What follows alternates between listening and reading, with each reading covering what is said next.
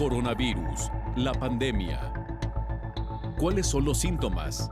¿Cómo se transmite? ¿Qué puedo hacer para protegerme y prevenir la propagación de la enfermedad? Nuevo padecimiento que ha encendido las alarmas de los sistemas de salud. Coronavirus, la pandemia.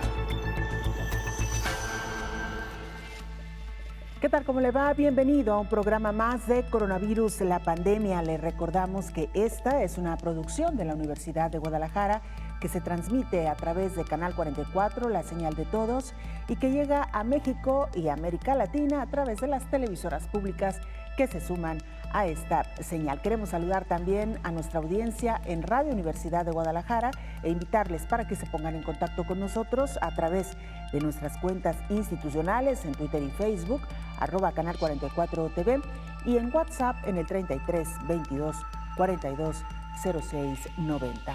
Ha pasado ya varios meses desde que se conocieron los primeros casos de COVID en el mundo. Como recordaremos, esta enfermedad que surgió en China, este nuevo coronavirus que ha puesto prácticamente de rodillas a todo el mundo. Y hasta ahora no se cuenta todavía con una vacuna para poder frenar o erradicar por lo menos esta enfermedad a lo largo del tiempo. Vamos a hablar hoy precisamente de los varios equipos que están trabajando para encontrar el antídoto ante esta enfermedad. Hablaremos también de los medicamentos que hoy por hoy se utilizan para el tratamiento de esta enfermedad. Hay que recordar que tampoco hay todavía un fármaco específico, un fármaco que se haya encontrado que pueda ser la cura para esta enfermedad. Se ha echado mano de otros medicamentos que han servido para otros padecimientos similares y que de alguna manera han ayudado. También tendremos una charla con la doctora Alejandra Malacara de la farmacéutica Sanofi, que mantiene alianzas con varias empresas precisamente para la búsqueda del tratamiento contra COVID-19, y iremos a Rusia y a Costa Rica, donde nuestros compañeros corresponsales nos estarán informando. Así estamos iniciando. Avanzan las investigaciones para encontrar una vacuna contra COVID-19. A partir de junio, algunas farmacéuticas comenzarán a realizar estudios en humanos.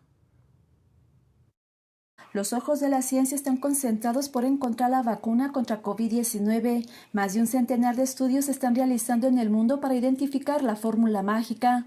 Los científicos de cada país trabajan a marchas forzadas. Aquí no solo es de competencia por quién saca un biológico primero. La meta es encontrar el antígeno que matará a uno de los virus que sigue paralizando al sistema sociosanitario económico del planeta. Publicaciones internacionales informan que Rusia está a un paso de una de las recetas especiales destinada para generar inmunidad adquirida contra COVID-19. En estos países se realizan más de 40 estudios en centros de investigación. Sin embargo, solo 4 cuentan con el aval de la Organización Mundial de la Salud. En estos espacios científicos han elaborado más de un centenar de prototipos de vacunas. Otros analizan ya probar en humanos entre verano y otoño. Para la mayoría de los laboratorios que han estudiado el genoma del nuevo coronavirus, cuentan con alta tecnología. Los primeros meses han buscado con gran insistencia cuál podría ser el más efectivo para comenzar en el segundo semestre con los estudios de manera directa con individuos. Para detectar la fórmula promisoria, han reunido a sus mejores científicos para analizar diferentes plataformas y tecnologías, como es una vacuna recombinante basada en baculovirus y basada en ARNM. Ante el avance del enemigo, al mundo le urge una vacuna para dar cobertura universal y detener al nuevo coronavirus que ha causado a la fecha 5.700.000 enfermos y 340.000 defunciones. Aunque el desarrollo de una vacuna lleva varios procesos y tarda años en ver la luz, en esta ocasión, ante la emergencia mundial, los caminos se van abriendo, tomando en cuenta que algunos laboratorios ya trabajan en un biológico para infecciones agudas respiratorias como el SARS-CoV, que surgió en el año 2002, y el síndrome respiratorio Oriente Medio. Además de que organismos internacionales han invertido fuertes cantidades millonarias como parte de la estrategia humanitaria para acelerar las investigaciones, por lo que más de 100 equipos de investigación en el mundo buscan atacar al virus desde múltiples ángulos. Los países con más casos del nuevo coronavirus, como son Estados Unidos, Rusia y Taiwán, trabajan a marcha forzada y aceleran a sus científicos para sacar la fórmula mágica que detendrá la pandemia COVID-19. Informó Isaura López Villalobos. Gracias a nuestra compañera Isaura López. Vamos ahora a Ginebra, Suiza, sede de la Organización Mundial de la Salud. Antonio Broto, corresponsal de la agencia EFE, nos informa. Antonio, adelante con la información. Hola, ¿qué tal? Buenos días, Belén. Buenos días a todo el auditorio de Canal 44. Como de costumbre, comenzamos en Ginebra aportando las cifras oficiales sobre la pandemia que da la Organización Mundial de la Salud, que eleva los casos globales a 5,45 millones, mientras que las muertes ascienden a más de 345.000. América roza ya los 2,5 millones de casos, mientras que Europa se mantiene en torno a los 2 millones. Y en los últimos días se advierte cierto freno del avance de contagios en Oriente Medio, que con 438.000 infecciones es la tercera región más afectada. Otras organizaciones internacionales con sede en Ginebra intentan medir el coste económico y social que esta pandemia está causando en nuestra sociedad globalizada. Por ejemplo, la Organización Internacional del Trabajo, que hoy publicó un informe sobre el empleo juvenil en el cual se dibuja un sombrío panorama para la generación post-COVID. El estudio indica que 1 de cada 6 jóvenes en el mundo perdió su empleo estos meses. Los que lo mantuvieron vieron caer sus horas de trabajo un 23%,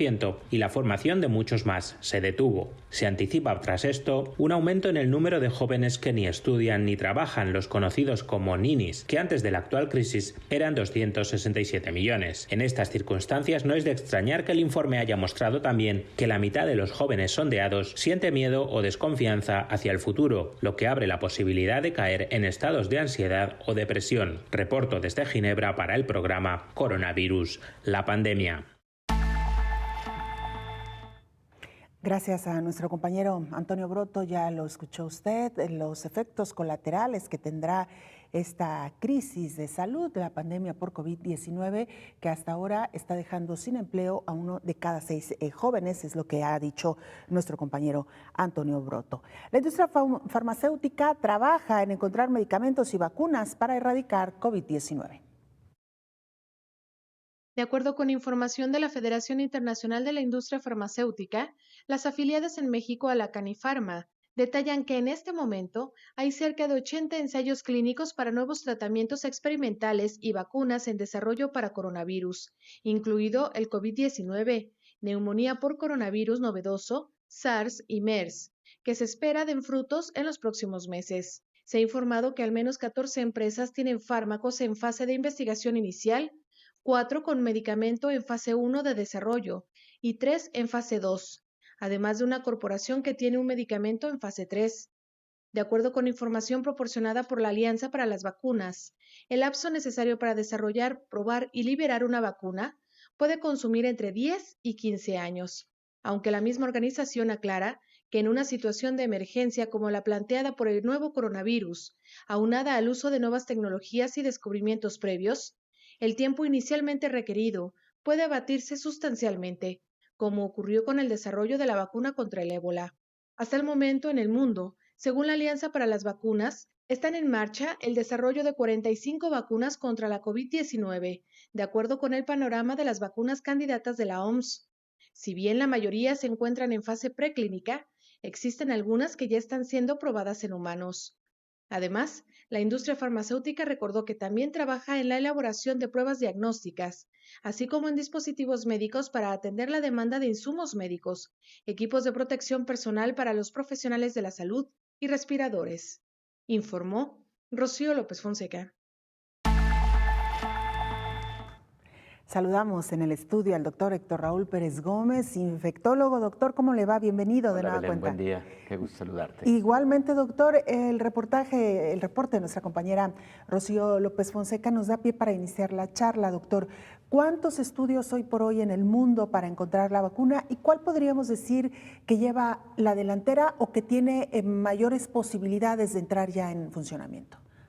Hay 10 vacunas en este momento en fase clínica, bueno, candidatos a vacuna en fase clínica, en la fase 1 o 2, son 4 fases. y hay 114 en fase preclínica, de acuerdo a la publicación que hace la Organización Mundial de la Salud el día 22 de mayo, y en donde clasifica a estos candidatos a vacunas de acuerdo a la plataforma que se está utilizando para su desarrollo y también de acuerdo al tipo de antígeno que se está utilizando para el reto inmunológico hacia los pacientes que habrán de recibirlas. El reporte que nos hace Rocío es muy interesante porque pues, nos habla efectivamente de lo que ha sido para muchas enfermedades infecciosas un largo caminar para encontrar una vacuna dependiendo de las características del virus o el microorganismo responsable.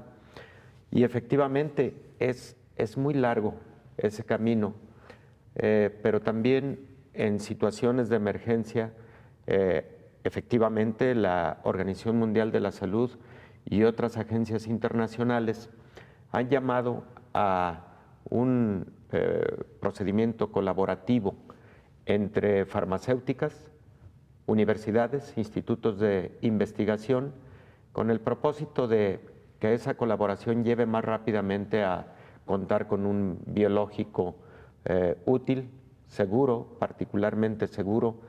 Y en ese sentido, bueno, dentro de las 10 vacunas candidatas que están en ensayo clínico ya en humanos, probablemente la que lleva a cabo los Institutos Nacionales de Salud y en específico el de enfermedades infecciosas, que conocemos como el protocolo Moderna, lleve un avance significativo porque incluso ya han publicado los primeros reportes de la respuesta con anticuerpos de pacientes que fueron ya inoculados con este biológico y con resultados interesantes. La mayor parte de estos pacientes han desarrollado anticuerpos que luego, cuando estos anticuerpos son probados in vitro contra el virus, se ha demostrado que son anticuerpos neutralizantes. Entonces, falta mucho, pero los resultados preliminares sugieren que sí vamos a tener una vacuna útil y segura. Por cierto, en este primer reporte se habla de que hubo un buen rango de seguridad con este biológico en particular. Pero vienen muchas en camino y esperemos que precisamente al tener varias vacunas candidatas, logremos finalmente con algunas de ellas tener el abasto suficiente para su utilización clínica y lo antes posible. Así es, doctor. Bueno, pues con esto iniciamos el programa, una primera reflexión, un panorama general de cómo estamos hoy en materia de investigación para encontrar la vacuna y regresaremos, por supuesto, con mucho más después de la pausa. Usted no se vaya, volvemos.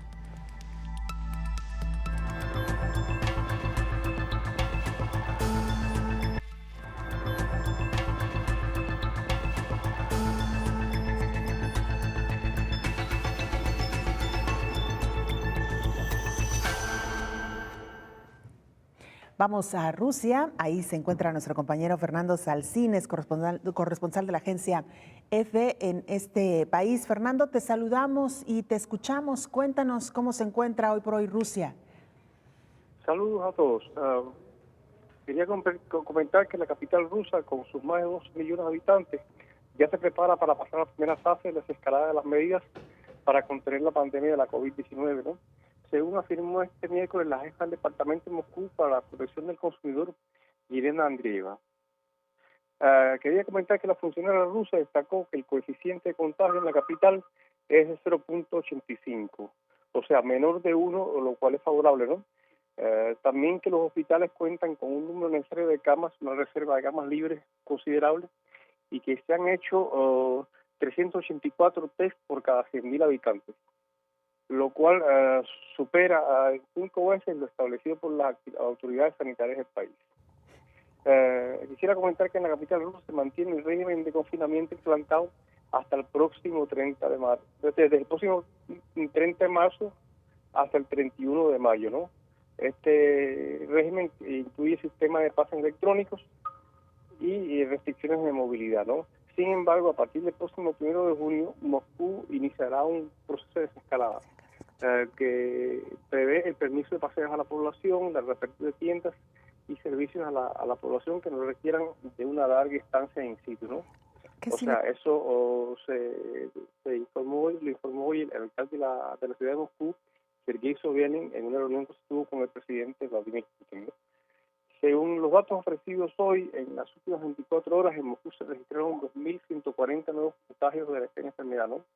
Y 73 fallecimientos, mientras que los pacientes dados de alta fueron 5.839.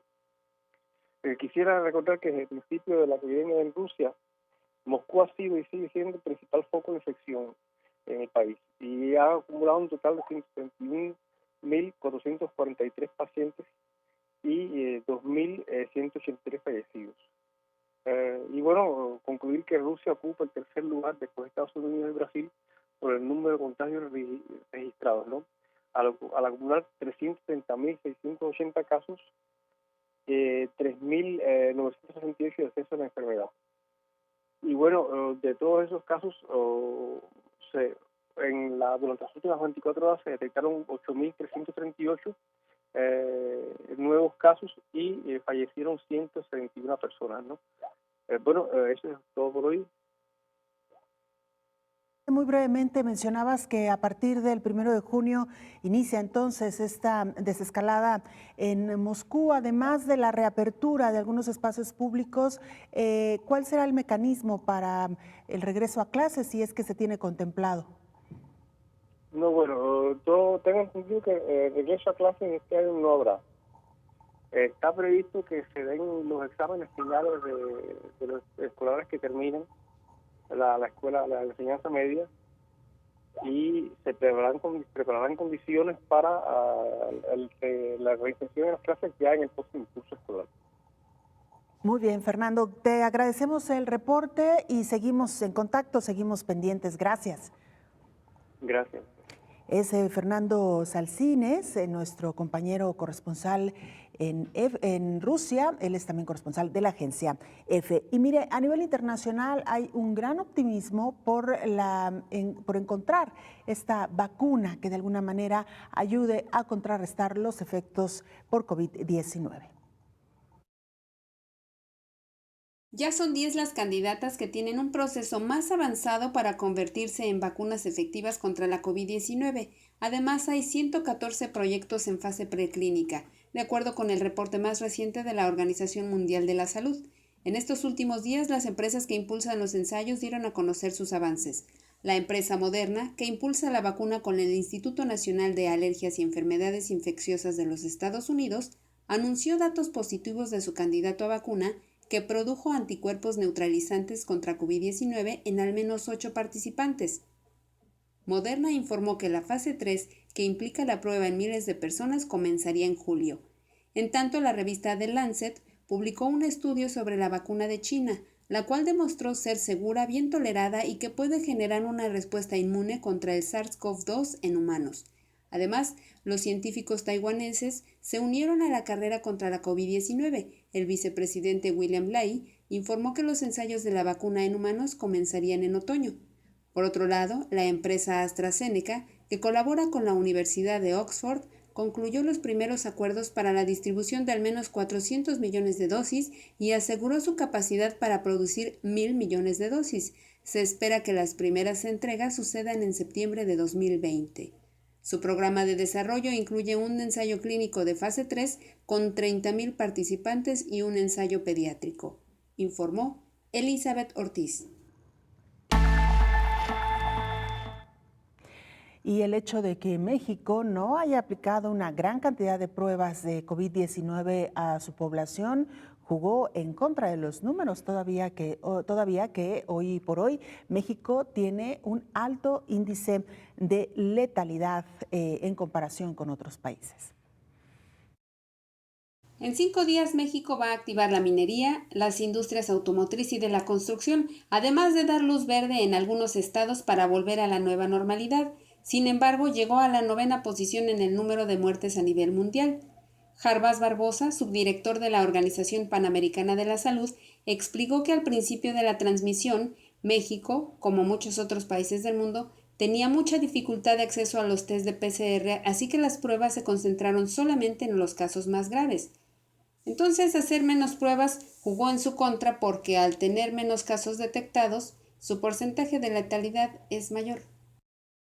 Si usted está detectando solo los casos graves, seguro que la tasa de letalidad va de una manera artificial parecer mucho mayor do que es en la verdad. Eso pasó con otros países, pasó con Brasil, pasa con Ecuador, o sea, cuando se pasó con países de Europa incluso. Ahora que se incremente el número de pruebas, ya que el país tiene 100 laboratorios certificados, la tasa de letalidad bajaría a un punto más real, añadió. Con los casos de COVID-19 y las muertes en aumento, ¿no es muy pronto para que ocurra el desconfinamiento? Es una pregunta que la prensa hizo a los directivos de la OPS.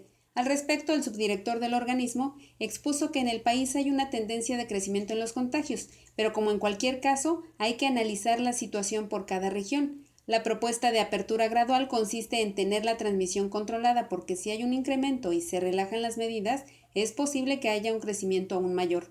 Hay que abrir lo más esencial, tener capacidad de realizar pruebas en todos los casos sospechosos y tener un monitoreo muy seguro, informó Elizabeth Ortiz. Muchas gracias, Elizabeth Ortiz. Regresamos a la charla con el doctor Héctor Raúl Pérez Gómez, infectólogo. Doctor, hablábamos ya de este panorama general que hoy por hoy existe respecto a la creación de una vacuna para COVID-19 y nos planteaba que hay al menos 10 estudios o 10 equipos que están trabajando en una vacuna. ¿Todos parten de lo mismo? ¿Todos trabajan de la misma manera, doctor? No, definitivamente no. 10 son los que están en este momento ya en fase clínica, ¿verdad? Pero hay 114 más en fase preclínica. Para identificar de qué parte el trabajo para el desarrollo de una vacuna, en este caso para el virus SARS-CoV-2 o para una vacuna contra COVID-19, hay que partir entonces del hecho de que hay algunos candidatos a vacuna que se están desarrollando a partir de partícula viral, es decir, a partir de virus vivos atenuados y a partir de virus inactivados. Otro grupo de investigación, otros grupos de investigación trabajan utilizando ácidos nucleicos, RNA o DNA. Otros trabajan a partir de partículas virales, como por ejemplo la proteína S, la proteína más superficial, la espícula, la que forma la unión con el receptor celular, y lo hemos platicado aquí en múltiples ocasiones, y otras utilizan plataforma de otro tipo de virus, por ejemplo, baculovirus o adenovirus, para sintetizar un antígeno que sea el que será aplicado en los pacientes con quien se realizarán las pruebas más adelante, y otros lo hacen a través de lo que se conoce como plásmidos recombinantes. Son asuntos técnicos que parecen complejos, pero al final de cuentas lo importante es obtener un antígeno. ¿Y qué es un antígeno? De un virus, de una bacteria o de cualquier microorganismo, toda aquella molécula, sea proteína, sea carbohidrato, etcétera, de ese microorganismo que se expone al sistema inmunológico y que hace responder al sistema inmunológico con la producción de anticuerpos, eso es un antígeno. En la primera fase de la respuesta inmune, o una de las primeras fases de la respuesta inmune, es precisamente la unión de anticuerpos con esos antígenos. Entonces, independientemente de la molécula que estén utilizando todas estas compañías farmacéuticas, universidades, institutos de investigación, lo importante es obtener antígenos altamente eficaces y seguros, que despierten una buena respuesta inmune, que esa respuesta inmune sea con anticuerpos protectores, son a los que llamamos neutralizantes, y que también al despertar la respuesta inmune no generan una respuesta inmune desproporcionada, lo cual puede llevar a procesos inflamatorios, estallido de citocinas y entonces una situación inconveniente por ir hacia el otro polo de la respuesta inmune que no es conveniente para el propio ser humano.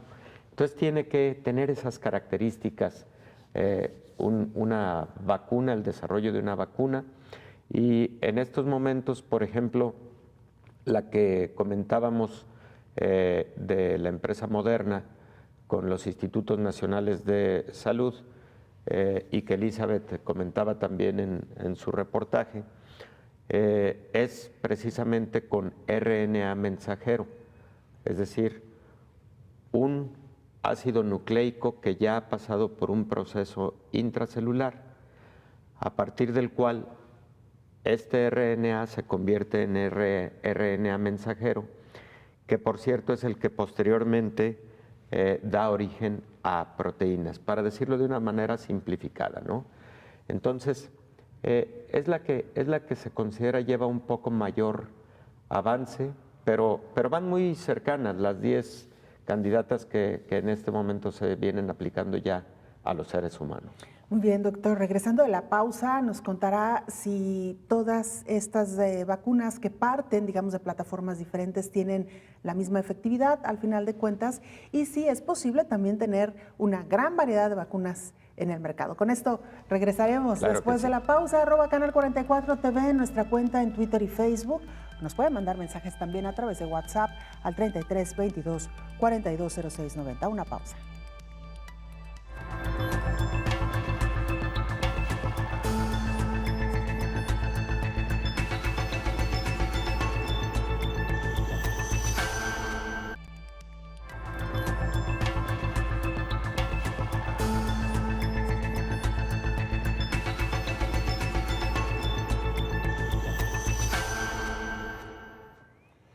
Esta semana también le contábamos de la advertencia que hizo la Organización Mundial de la Salud respecto a uno de los medicamentos que se están utilizando en el tratamiento de pacientes con COVID-19, y nos referimos a la hidroxicloroquina.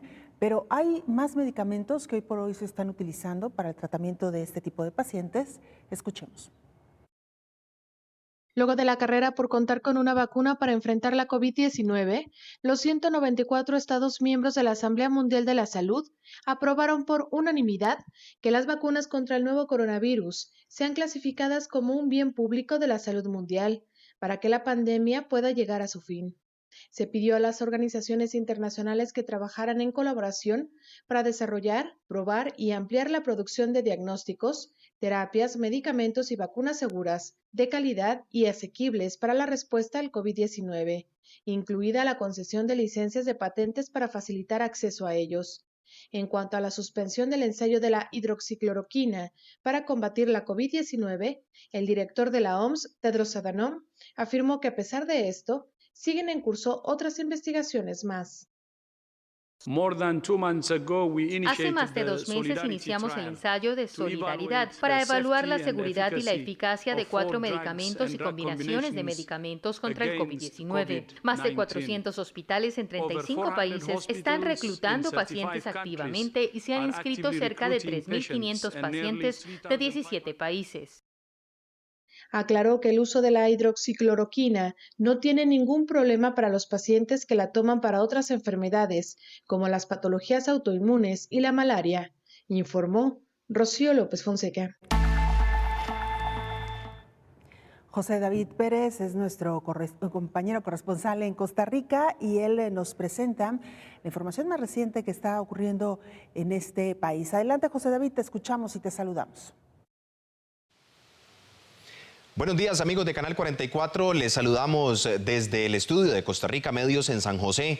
Contarles que el país se prepara para el lanzamiento de una plataforma tecnológica de acceso libre a vacunas, medicamentos y demás productos sanitarios destinados a atacar el COVID-19. Este lanzamiento, en conjunto con la Organización Mundial de la Salud, será este viernes 29 de mayo en Ginebra, Suiza, donde la organización tiene su sede. Recordemos que esta propuesta, hecha por Costa Rica al comenzar la pandemia, fue acogida por la Organización Mundial de la Salud y a la fecha países como Chile y Ecuador ya se han sumado a la iniciativa. Para este viernes se espera que se den a conocer los detalles del funcionamiento de este sitio, tanto para quienes deseen hacer aportes como para quienes necesiten obtener información. Según informó la Cancillería costarricense, la plataforma agrupará datos, conocimientos y propiedad intelectual de los productos sanitarios COVID-19, tanto de los ya existentes como de los nuevos. Esto con el fin de ofrecer bienes públicos globales a todas las personas y todos los países. Se espera que mediante el intercambio abierto de ciencia y datos, numerosas empresas puedan acceder a la información que necesitan para producir tecnologías anti-COVID. ¿Cuál es el beneficio esperado? Pues ampliar la disponibilidad en todo el mundo de esas tecnologías, reducir los costos y aumentar el acceso. Este viernes, además, está prevista la publicación de un llamado solidario a la acción en el sitio web de la Organización Mundial de la Salud.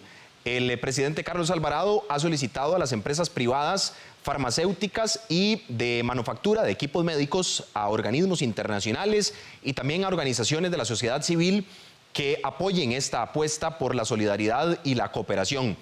Es momento de estar más unidos que nunca. Tenemos un enemigo sin precedentes y es por esto que debemos enfrentarlo con soluciones distintas e innovadoras. Ese fue el mensaje del mandatario costarricense luego de reunirse virtualmente con el director de la OMS, Tedros Adhanom. Por otra parte, el país debate entre continuar la ruta hacia reactivar todos los sectores económicos o dar marcha atrás debido a un ligero repunte de los casos de COVID-19 en las últimas semanas. Costa Rica está cerca de alcanzar la simbólica suma de 1,000 contagios desde el 6 de marzo, cuando se confirmó el primer paciente con COVID-19. A este 26 de mayo se contabilizan 956 casos positivos, de los cuales el 66.3% ya se recuperaron, mientras que 312 personas, el 32.6%, todavía son fuente de contagio en nuestro país. Este fue un reporte de José David Pérez con la colaboración de la periodista Mercedes Agüero. Vuelvo con ustedes al estudio. Muchas gracias, José David Pérez. Él es nuestro compañero periodista en la televisora CINAR de Costa Rica, televisora pública, que también, por cierto, transmiten este programa. Un saludo a todos los ticos, a todos los costarricenses. Doctor, regresamos a la charla aquí en el estudio. El doctor Héctor Raúl Pérez Gómez, infectólogo, y quisiera retomar un poco de lo que ya nos comentaba nuestro compañero José David y que es parte de lo que hemos venido hablando a lo largo del programa, doctor, y que tiene que ver con las patentes, con las fórmulas, con las licencias para la fabricación de estas vacunas. Estamos escuchando en los últimos días de manera más insistente tanto a los organismos internacionales como a los diferentes países crear plataformas para poner a disposición de la humanidad, podemos decirlo así, todo este tipo de posibilidades de fabricación de vacunas. Efectivamente, Belén, y ese fue el llamado de la OMS a ese proyecto de cooperación entre todas las naciones y universidades, empresas farmacéuticas, etcétera, para poner a disposición de todos las diferentes plataformas que evidentemente tienen una patente, por ejemplo, por alguna casa farmacéutica, para la producción de los antígenos que se utilizarían en todo caso para el desarrollo de una vacuna, sean estos dependientes de ácidos nucleicos, como antes comentábamos, RNA, DNA, o sean partículas virales, alguna de las proteínas del virus, como la proteína S. Y lo que ocurre es que a lo largo de los años, cuando una empresa desarrolla una vacuna, en esa plataforma se generan condiciones óptimas para poder generar replicación viral, por ejemplo, que permita luego la purificación de alguno de estos compuestos. A eso se refiere básicamente, a que aun cuando tienen patente, pudiera existir esa comunicación entre todos los desarrolladores a fin de poner a disponibilidad de todos estas plataformas. Así, por ejemplo, algunas de las vacunas que se están desarrollando contra COVID-19 utilizan plataformas que en su momento fueron las que dieron pauta o dieron origen a vacuna contra ébola, o a vacuna contra MERS, o a vacuna contra SARS-CoV.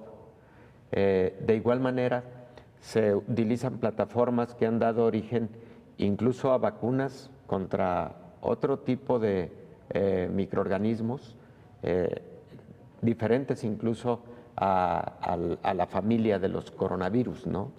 Entonces, esa es la idea, porque eso acorta mucho los tiempos, eso permite más pronto tener desarrollado un biológico de estas características. Claro, y como usted lo decía, doctor, en este mundo globalizado, trabajar casi como un equipo, por increíble que parezca, que todos los países a través de una misma plataforma puedan aportar ahí sus conocimientos, sus avances y de esa manera enriquecernos. Y entiendo también, doctor, que tiene que ver con esta idea de que muchas de las enfermedades terminaban convirtiéndose pues, en un gran negocio, particularmente para las farmacéuticas que creaban estas vacunas, las patentaban y eran casi productores o fabricantes exclusivos.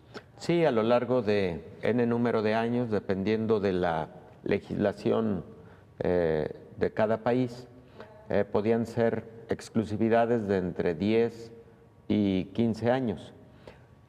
Eso no significa que pueda ocurrir lo mismo con relación a una vacuna contra SARS-CoV-2, pero de lo que se habla en este momento es de la colaboración para utilizar las plataformas para el desarrollo.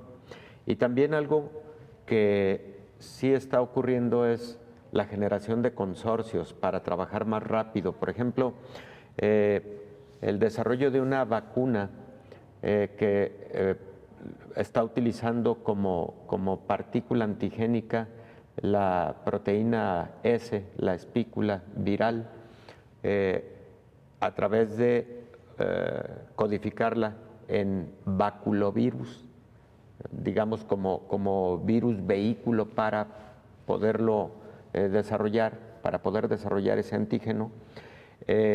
La están llevando a cabo la combinación de Sanofi Pasteur, una compañía muy importante, y GlaxoSmithKline. Entonces, tienen condiciones tecnológicas que, aportadas de uno y de otro, complementan y de esa manera sale más rápido un biológico. Es decir, laboratorios que pudieran ser competencia están trabajando en conjunto. Que están haciendo conjunción para trabajar más rápido. Ahora, doctor, nos explicaba usted cómo los científicos parten de diferentes plataformas para desarrollar un biológico. ¿Todas, al final de cuentas, resultan igual de efectivas o se ha demostrado que algunas tienen más efectividad que otras? Claro, se ha demostrado que algunas pueden tener una diferencia en eficacia o pueden tener alguna diferencia en seguridad. Evidentemente, dentro de un rango perfectamente establecido, regulado por las agencias internacionales. Es decir, no porque haya esa posibilidad de una mínima diferencia en seguridad o en eficacia entre dos biológicos, no puede salirse de un rango de seguridad. Por eso hay muchas vacunas candidatas y por eso muchas se quedarán en el camino. Claro. Es muy probable que de todas las vacunas candidatas finalmente sean 5 las que puedan tener disponibilidad pero también pueden a lo largo del tiempo ir apareciendo nuevas vacunas con mejores propiedades que la anterior. Entonces, aunque no hayan llegado al principio, pueden llegar más adelante con mejores propiedades. Y podemos tener en el mercado, y me refiero, al hablar del mercado, me refiero en el mundo, Sí. varias vacunas al mismo tiempo, Sí, claro. de diferentes laboratorios, de diferentes Por formas supuesto. fabricadas. Como en la actualidad, por ejemplo, para el caso de influenza, para el caso de hepatitis B, son múltiples los laboratorios que las producen y que las distribuyen en todo el mundo. Ven, por supuesto que será hasta el próximo año, cuando la producción en masa o cuando la producción a gran escala, para decirlo correctamente, de una nueva vacuna, la situación del precio accesible, porque seguramente tendrá que ser una vacuna que adquieran los gobiernos de las naciones y que no sea exclusivamente para venta en el ámbito privado. Seguramente tendrá que haber políticas internacionales para estandarización de precios. Es que estamos en una seria emergencia Claro. pandémica, una seria emergencia sanitaria en el mundo. Y entonces todo esto, que incluso tiene el apoyo financiero de la Organización Mundial de la Salud a través de todos los países que la integran, y también el apoyo financiero de países en específico, evidentemente tiene como propósito que en el futuro cercano los precios a gobiernos sean accesibles y de esa manera se puedan adquirir para su aplicación de manera masiva, preferentemente, claro, iniciando con los grupos más vulnerables y de ahí de manera más general, ¿no? Ya también esa es otra estrategia, la definición de los primeros grupos que deben quedar protegidos.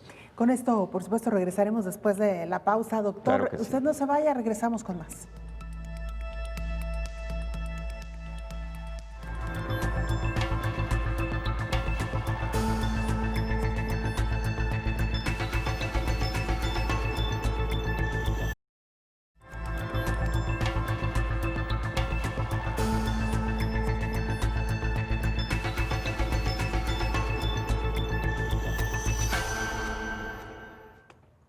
La Organización Mundial de la Salud está advirtiendo que para los países que integran América Latina no es un buen momento todavía para flexibilizar las medidas. Lo que preocupa es la relación de una enfermedad infecciosa y las enfermedades no transmisibles como la diabetes. En la región de las Américas, los casos de COVID-19 siguen en aumento. Los países rompieron incluso el récord en contagios este 25 de mayo respecto a la jornada anterior al llegar a 2.4 millones y 143,000 muertes. Así, en Estados Unidos y Canadá no se espera un cambio sustancial. En México se estima un aumento continuo en el número de casos. En Centroamérica está prevista una aceleración de contagios en El Salvador y Guatemala, informó Carissa Etienne, directora de la Organización Panamericana de la Salud. Se espera un aumento fuerte en Nicaragua, aún con las limitaciones para el acceso a los datos. Honduras estaría en el mismo nivel de la semana anterior. En Sudamérica, Brasil, Perú, Chile, Ecuador y Venezuela siguen en aumento. Por otra parte, Bolivia y Paraguay muestran un descenso pequeño. La OPS desarrolló un modelo predictivo para 15 países. En Brasil se espera un aumento exponencial de muertes diarias, llegando a un pico de 1.020 muertes diarias para el 22 de junio y para el 4 de agosto los decesos llegarían a los 88.300. En Colombia se proyectan 60 muertes diarias para el 4 de agosto de 2020. En Perú, la estimación es de 168 muertes diarias y podría rebasar las 13.000 muertes para el 4 de agosto. Para la mayoría de los países de las Américas, este no es el momento de flexibilizar las restricciones ni reducir las estrategias preventivas. Este es el momento de permanecer fuertes, de seguir vigilantes y agresivamente implementar las medidas de salud pública comprobadas. Además, la directora de la OPS manifestó su preocupación por el impacto desproporcionado del virus en personas con enfermedades no transmisibles como hipertensión, diabetes, asma y obesidad. Personas con diabetes tienen 2 veces más posibilidades de tener una enfermedad severa o morir por COVID. 1 de cada 4 personas en la región corre un mayor riesgo de tener un mal resultado por tener comorbilidades, informó Elizabeth Ortiz. Muchas gracias a nuestra compañera Elizabeth Ortiz. Doctor, regresamos a nuestra charla. Le recordamos que hoy dialogamos con el doctor Héctor Raúl Pérez Gómez, infectólogo. Hablábamos, de todas estas posibilidades que hoy por hoy se están desarrollando en el mundo. Y doctor, usted ponía un ejemplo que sería interesante quizá exponerlo con mayor detalle a la audiencia y que tiene que ver con estas farmacéuticas que están haciendo uniones. Y, por ejemplo, nos referimos a Sanofi, que actualmente está realizando alianzas con varias empresas en la búsqueda de un tratamiento contra COVID-19. Sí, por ejemplo, tienen una alianza con GlaxoSmithKline, de acuerdo a lo que publica la Organización Mundial de la Salud, utilizando como antígeno la proteína S y utilizando como vector para la purificación de esta proteína S del virus SARS-CoV-2, un virus conocido como baculovirus. ¿Por qué estamos hablando aparentemente luego de otros virus para el desarrollo de una vacuna? Lo que pasa es que hay algunos virus que en el laboratorio se utilizan como vehículos para que se genere la replicación de ciertos componentes de los ácidos nucleicos y luego la síntesis de la proteína que se requiere. También hay otro tipo de formas de hacer recombinantes ciertos componentes de un virus y es utilizando, por ejemplo, componentes de bacterias que se conocen como plásmidos. Entonces, en el laboratorio se han desarrollado una cantidad muy grande de mecanismos para lograr obtener de tal o cual patógeno la molécula que necesito purificada para poderla llevar a un ensayo clínico y desarrollar, por ejemplo, una vacuna. Hay vacunas en donde se utiliza el patógeno atenuado. Hay otras vacunas en donde se utiliza el patógeno en cuestión inactivado. Hay vacunas, y estas son las más seguras y posiblemente las más eficaces, que no utilizan al patógeno ni siquiera atenuado ni inactivado, sino partículas del patógeno, las que consideramos que solo necesitamos para que venga la respuesta inmune.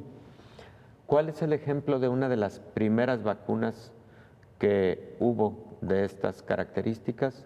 La vacuna contra el virus de la hepatitis B.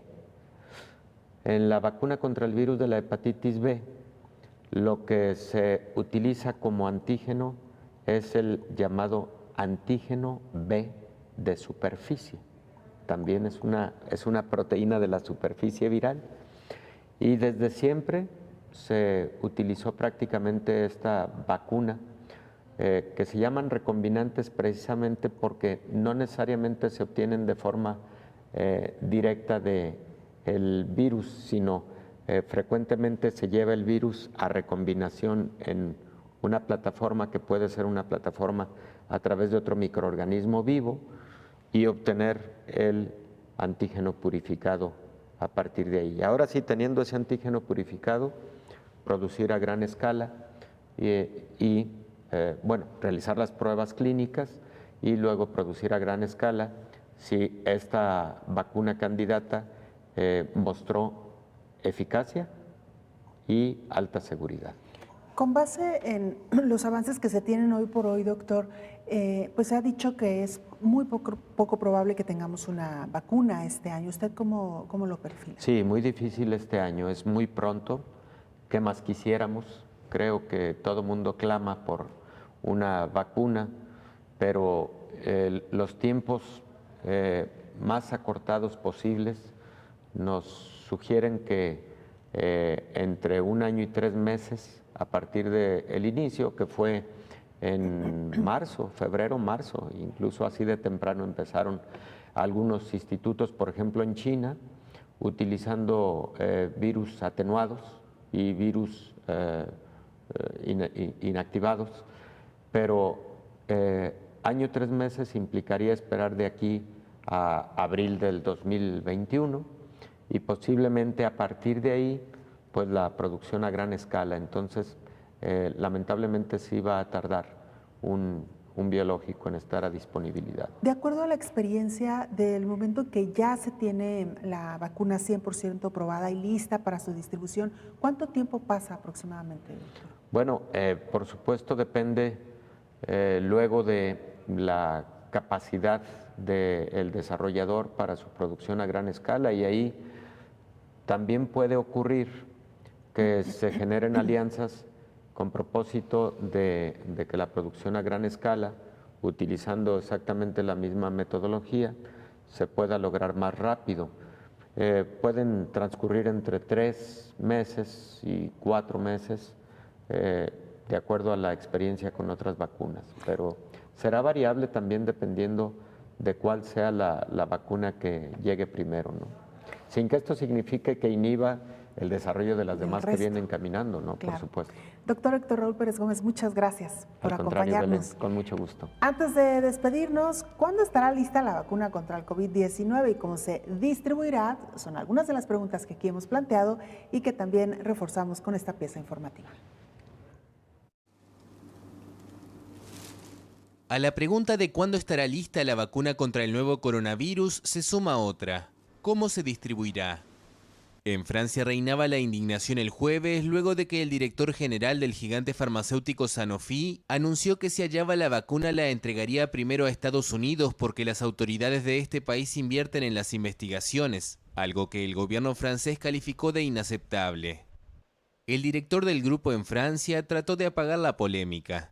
Señaló que el gobierno estadounidense tendrá derecho a los pedidos más grandes, pero que el objetivo es que esta vacuna esté disponible a la vez en Estados Unidos, en Francia y en Europa de la misma manera. Para mí la pregunta de hoy no es quién recibirá la vacuna primero, sino quién encontrará primero una vacuna. Y puedo garantizar que una vez que tengamos una vacuna, haremos todo lo necesario para que los franceses, los europeos y que todo el planeta pueda beneficiarse de ella. Así que por lo que entendí fue una frase torpe, tal vez fuera de contexto. Y tuve una llamada con el jefe de Sanofi que me tranquilizó bastante, al igual que sus declaraciones de esta mañana.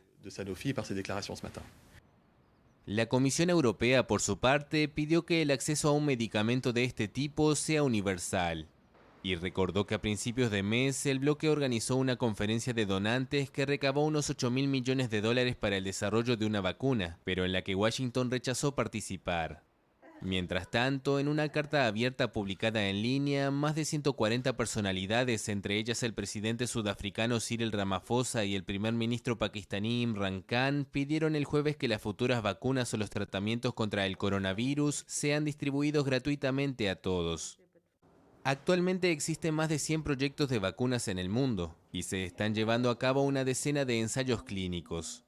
Pero el camino será largo, y según la Agencia Europea de Medicamentos, la existencia de una vacuna en el plazo de 1 año es una previsión optimista. La Organización Mundial de la Salud advirtió que el nuevo coronavirus podría quedarse para siempre y convertirse en algo con que la humanidad tendrá que aprender a convivir. De esta manera nos despedimos. Gracias por habernos acompañado. Le invitamos para que nos sintonice en la siguiente emisión. Coronavirus, la pandemia.